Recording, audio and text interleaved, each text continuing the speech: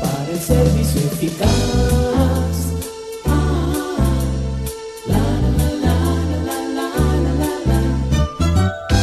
Gracias por asistir a su Instituto Bíblico del Aire. El nuevo nacimiento es una de las declaraciones que marcan la diferencia en el cristianismo.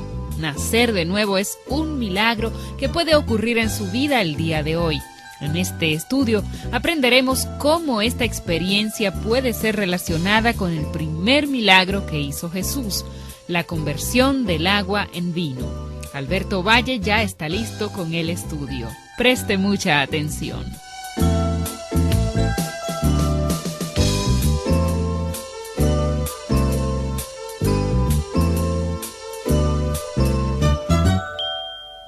Bienvenidos a este nuevo estudio del Evangelio de Juan.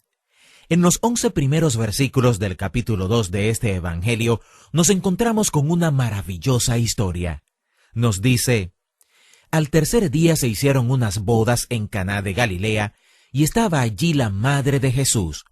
Y fueron también invitados a las bodas Jesús y sus discípulos, y faltando el vino, la madre de Jesús le dijo: no tienen vino.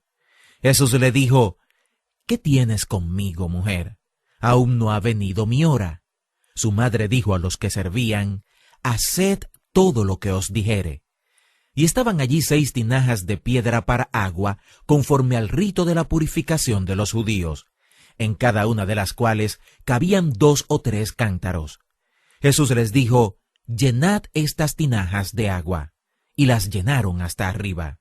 Entonces les dijo: sacad ahora y llevadlo al maestresala. Y se lo llevaron. Cuando el maestresala probó el agua hecha vino, sin saber él de dónde era, aunque lo sabían los sirvientes que habían sacado el agua, llamó al esposo y le dijo: todo hombre sirve primero el buen vino, y cuando ya han bebido mucho, entonces el inferior. Mas tú has reservado el buen vino hasta ahora. Este principio de señales hizo Jesús en Caná de Galilea, y manifestó su gloria, y sus discípulos creyeron en él. Esta es una historia maravillosa. Otra vez el argumento básico del Evangelio de Juan es citado en los 2 últimos versículos del capítulo 20, donde dice: hizo además Jesús muchas otras señales en presencia de sus discípulos, las cuales no están escritas en este libro, pero éstas se han escrito para que creáis que Jesús es el Cristo, el Hijo de Dios, y para que creyendo tengáis vida en su nombre. Esa es la declaración del propósito de Juan al escribir este Evangelio. Él nos hablará acerca de las señales que hizo Jesús, que deberían convencernos de que Él es el Mesías, el Cristo, el Hijo de Dios. A partir de la fe en el Mesías, el Hijo de Dios, Jesús, podemos encontrar la vida eterna. Ese es el propósito al escribir. Esta es la primera señal a la cual Juan hace referencia. Es el comienzo de las evidencias milagrosas que certifican la divinidad de Jesús. Es fascinante la manera en la que Juan nos va preparando para que veamos estas señales que él recopiló, y la primera es este milagro de convertir el agua en vino. Hubo una recepción de bodas y se había terminado el vino, y Jesús hizo el milagro. ¿No le parece extraño que ese fuera su primer milagro, su primera señal, su primera evidencia milagrosa? Y no es extraño que como resultado de esta evidencia maravillosa, leemos en el versículo 11 que él manifestó su gloria y sus discípulos creyeron en él. Algunas iglesias han sostenido posiciones bien cerradas y han hecho un tremendo énfasis en cuestiones que más bien son temas de opinión que temas cardinales, como en el caso del uso o no de bebidas como el vino. Recuerdo una ocasión en la que fui invitado a un gran retiro anual en mi país. Un gran número de iglesias se reúnen cada año en un lugar apartado para estudiar la palabra de Dios profundamente. Es una experiencia muy especial y bendecida. Yo debía llevar una serie de conferencias conjuntamente con un conferencista y escritor español que había venido con su familia y otros hermanos de su país. Su conocimiento de las Escrituras y los libros que ha escrito le han dado una gran reputación como maestro de la Biblia. Nadie tenía dudas de que aquel hombre era usado poderosamente por el Señor. Pero a la hora de la comida, especialmente el primer día de almuerzo, Muchos hermanos quedaron anonadados cuando vieron que el hermano conferencista, su familia y los demás hermanos se sirvieron vino a la hora de la comida, una costumbre poco usual en Latinoamérica y rechazada por la mayoría de las iglesias evangélicas. Lo curioso del caso fue que aquel hombre de Dios, consciente de la situación, les explicó a los hermanos lo que la Escritura enseña con referencia al vino y especialmente comentó que en España el consumo de vino es algo tan habitual que casi se considera una falta no servir vino a la hora de la comida. Por supuesto que no todos entendieron estas explicaciones y este querido hermano y sus acompañantes tuvieron que tomar medidas para no herir la conciencia de aquellos que no entendían este punto de vista.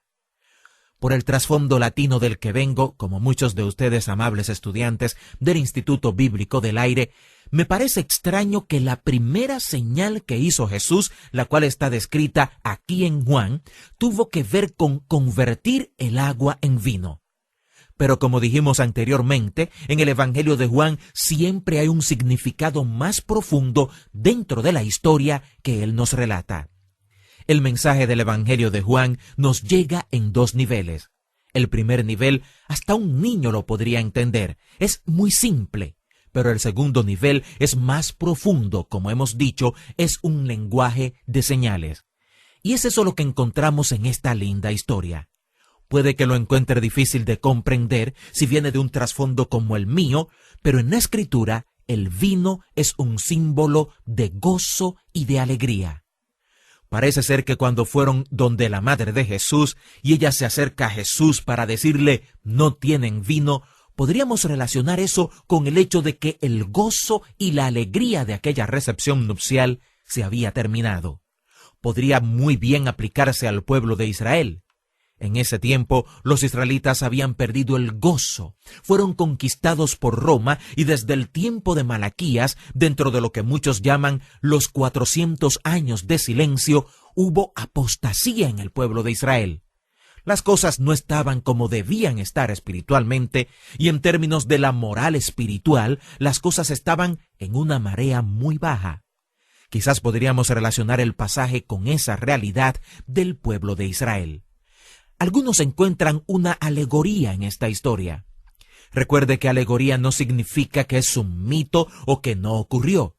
Simplemente significa que las personas, los lugares y las cosas tienen un significado más profundo. Algunos encuentran en esta historia una alegoría sobre el nuevo nacimiento del cual nos habló Juan en su prólogo. Aquellos que se relacionan directamente con Jesús nacían nuevamente de Dios, eran nacidos del Espíritu, no de la carne, ni de la voluntad de la carne, ni de la voluntad del hombre, sino de Dios.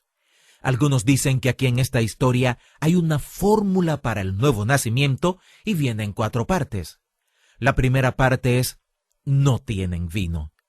Parece ser que esto está sugiriendo que si quiere obtener este nuevo nacimiento y experimentarlo, necesita comenzar con una confesión de lo que necesita. No tiene vino puede que quiera decir que no tiene el gozo que se supone que un ser humano debe tener. No tiene la llenura que se supone que un ser humano debería tener. No tiene la calidad de vida que Dios diseñó para un ser humano, lo que Juan llama vida eterna. Y por eso puede entender que no ha nacido de nuevo. Quizás ese es el primer paso en esta fórmula para el nuevo nacimiento.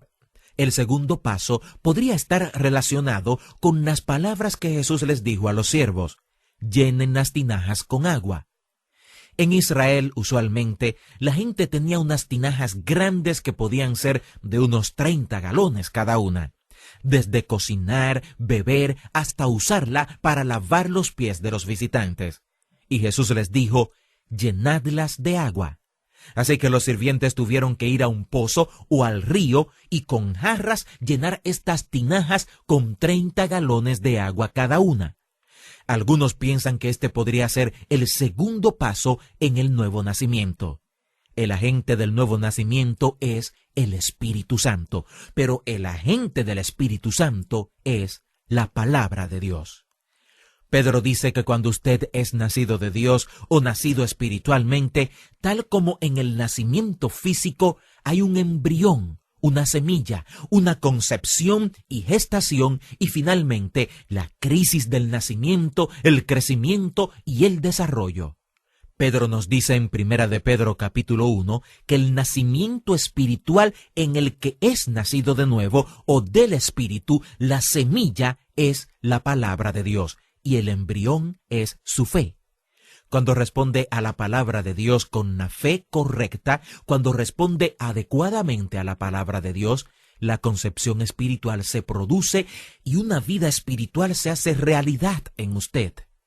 Luego usted llega al punto donde se desarrolla completamente como criatura espiritual y finalmente se produce la crisis del nuevo nacimiento.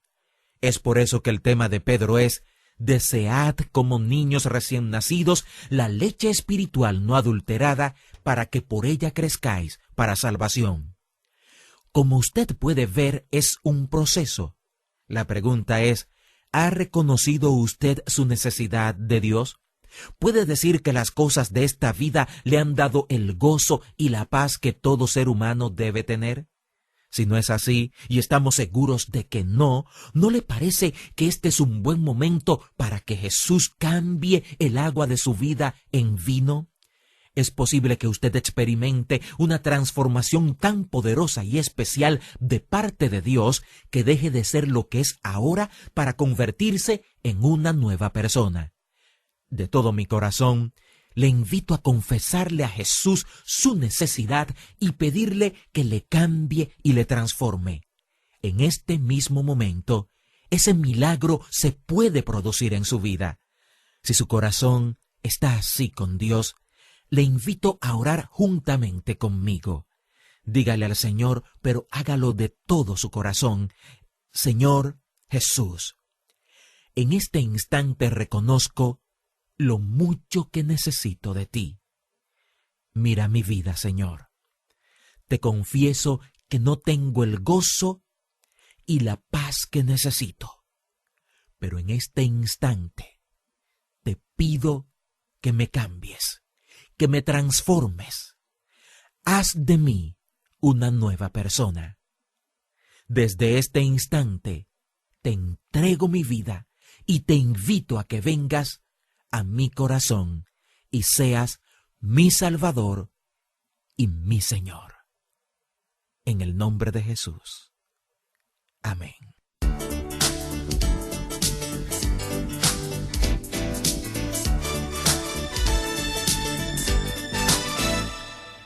Así finaliza otra importante clase del Instituto Bíblico del Aire.